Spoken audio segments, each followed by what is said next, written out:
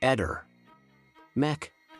Pallister. Il 7 gennaio è stata sentita Mihaela Georgeta, la donna presso la cui abitazione, la sera del 13 dicembre 2021, Liliana Resinovic era stata ospite a cena unitamente al marito Visintin Sebastiano.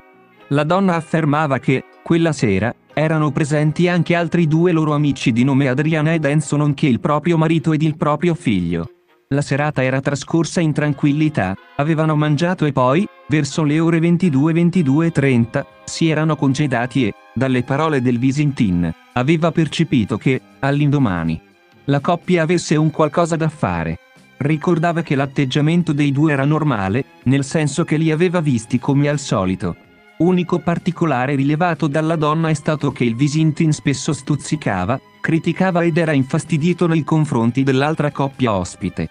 Georgeta precisava di essere a conoscenza del fatto che Visintin avesse l'hobby di affilare coltelli, anche per conto di macellerie e pescherie di Trieste e che, alcune volte, in passato, le aveva regalato dei coltelli ben affilati.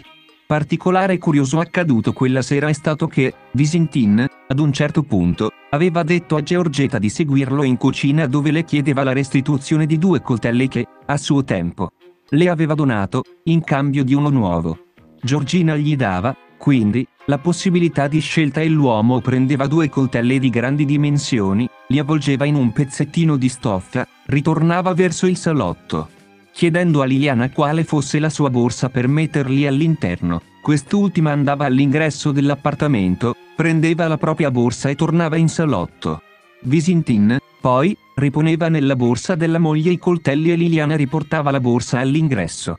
Georgeta però non ricordava né la forma, né il colore della borsa, ma deduceva che doveva essere di grandi dimensioni in quanto ci entravano i 2 coltelli che erano lunghi non meno di 30 centimetri. Ehi, non dimenticare di iscriverti a questo canale.